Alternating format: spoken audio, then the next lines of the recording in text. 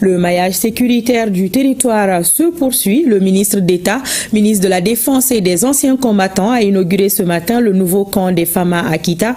Il abritera le 35e régiment d'infanterie motorisée.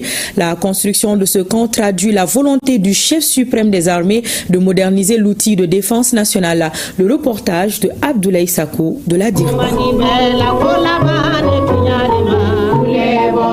La grandeur dans les actions, ce geste confirme la position du Mali parmi les grandes puissances militaires en Afrique.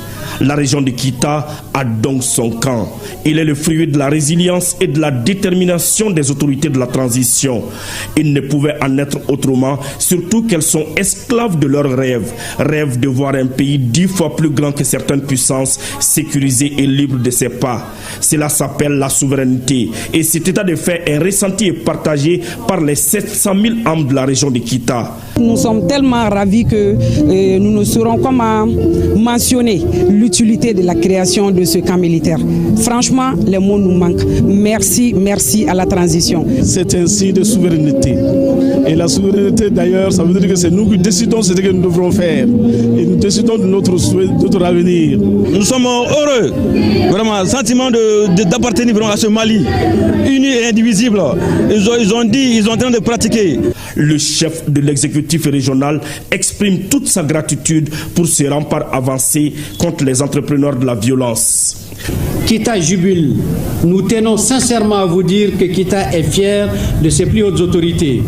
Kita se sent honoré, car ici même, à Kita, à Sagabari, à Sefeto, à Sebekoro, Tukoto, Sirakoro, toutes et tous sont conscients que cet important complexe militaire qui abritera le 35e régiment d'infanterie motorisée offrira sans nul doute un cadre de travail approprié à nos forces de défense et de sécurité pour leur permettre de se projeter sur toute l'étendue de la région afin que les populations, où qu'elles se trouvent, puissent se sentir libres et vaquer sereinement à leurs occupations quotidiennes. Les fantassins du 35e régiment d'infanterie motorisée bénéficient d'un cadre idéal pour mener à bien leur mission régalienne. Le camp que nous inaugurons aujourd'hui n'est donc pas un simple ensemble de bâtiments. Il est une position stratégique, un outil opérationnel, un rempart avancé au service de la stabilité et de la paix. Il permettra d'améliorer les conditions de vie et de travail des militaires, de renforcer leur capacité de réaction, d'accroître leur mobilité et d'optimiser leur efficacité opérationnelle. Toutes les nations fortes s'adossent à une armée forte. Celui qui s'est fait sienne cette célèbre pensée et non moins ministre d'État, ministre de la Défense et des anciens combattants l'a traduit en actes au quotidien. Et cela sous le leadership du chef suprême des armées, le général d'armée Assimi Goïta. En posant la première pierre de cet édifice, nous avions souligné l'importance stratégique de Kita pour l'édification d'une architecture géographique cohérente et efficace en vue de rapprocher les forces armées et de sécurité des populations.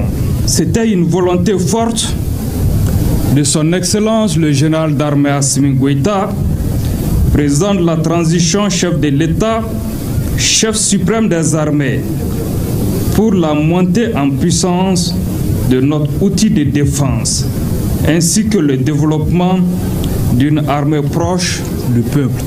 Aujourd'hui, nous envoyons l'aboutissement.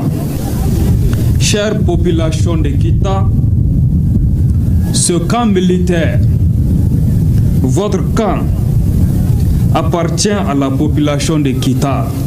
C'est une réponse du chef de l'État aux préoccupations que vous avez maintes fois exprimées et que vos autorités administratives, religieuses, politiques ont toujours reliées avec force.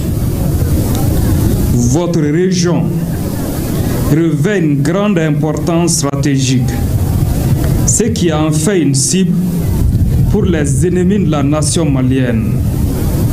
Ce camp contribuera à vous aider dans votre tâche pour mettre en échec les plans de déstabilisation. Au-delà de sa position stratégique, le camp de Kita, bâti sur une superficie de 500 hectares, bénéficie des bénédictions des légitimités traditionnelles de la région. Une assise solide pour générer plus de désespoir chez les obscurantistes.